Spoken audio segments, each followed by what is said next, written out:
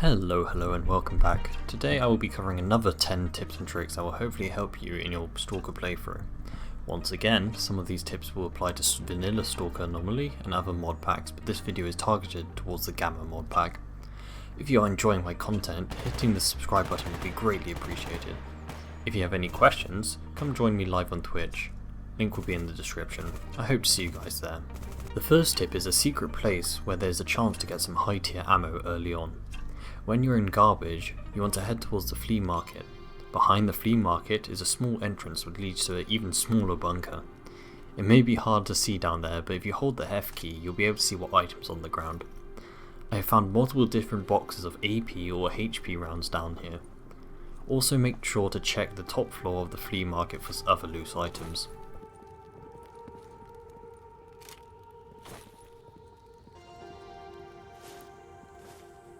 Some medicine, especially low tier medicine, will give you the dizziness effect. This can make it impossible to line up your shots as your screen rocks all over the place and flashes. A good example of this is Yadalin. Yadalin is very useful early on because it's a cheap way to heal your limbs. There are quite a few items which can help reduce the dizziness effect.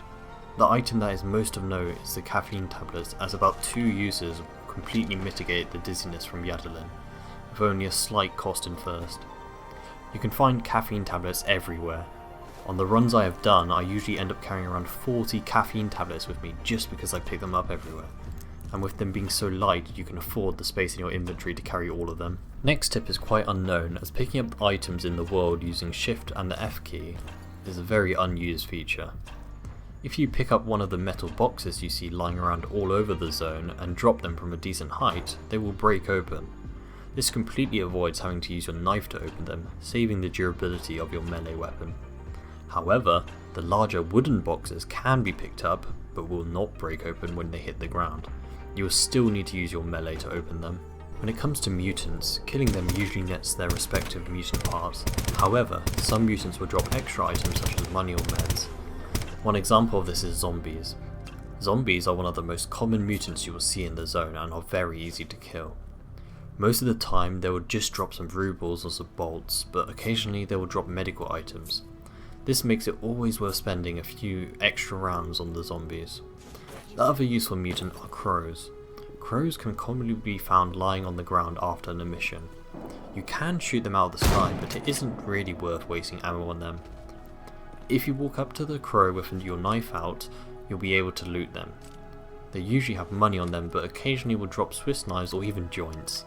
Don't ask me what the birds were doing with them. Next tip is a short one, but very useful if you want to save on some carry weight. When picking up items, they won't automatically stack. But if you drag and drop items with less than its total number of uses on top of a similar item, they will stack, as long as the new total is less than the maximum uses. Stacking items will decrease the total weight of the items in that stack. Mil-Spec textures are extremely useful in crafting multiple repair kits, some backpacks and all the suit armor upgrade kits. The following repair items can be disassembled to give these Mil-Spec textures: Emergency Armor Repair Kit, Ter Glue Tube, Zvezda Glue Tube, M17 Glue Tube, Russak Gun Oil, and Hops No. 9 Cleaning Solvent. All of these items can be bought from the mechanic for around 4,000 rubles or less, the Zvezda being the cheapest. This can be especially helpful as Mil-Spec textures can be quite hard to get despite being so useful. Due to the excellence of the X-ray engine which Stalker runs on, you can access some places where you're normally not meant to be. Most of the time it is near useless, but 2 good examples where this can help a bit is in Cordon at the farm, where you can jump behind the trader's desk at night to still be able to trade with him while he's sleeping. Or in the bar at Rostock, where you can jump behind the guard to get behind the bar, as there's typically a drink on the counter which is free on the house. Hunting artifacts can be a great way to improve the strength of your Stalker. However, artifacts tend to end up spawning right in the middle of anomalies. If this is the case, with good timing and aim, you can shoot the artifact out of the anomaly into a safe place to get. The reason I say with good timing is due to the weird nature of artifacts as physics objects, which tend to rock in place rather than roll away. Make sure you use cheap ammo while shooting the artifacts, unlike me who wasted a whole mag of Hydroshock on just one. Moving bit. Not too happy. There we go.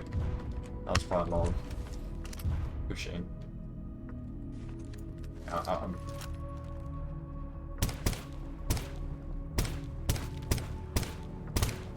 I'm just messing around now, let me get it. Yeah, look how much further out it is. Yeah, who cares? Exactly. And now I can safely get it. This tip is quite a specific one, but I was confused for a second when I had a stash in the department store in Outskirts. I wouldn't really consider this tip a spoiler, but if you haven't played the base games, you might want to skip this tip. If you try to go through the double doors in the department store, you will get a message telling you to find another way in. To get in, you will need to go around the back to this location and break the wooden boards covering the hole.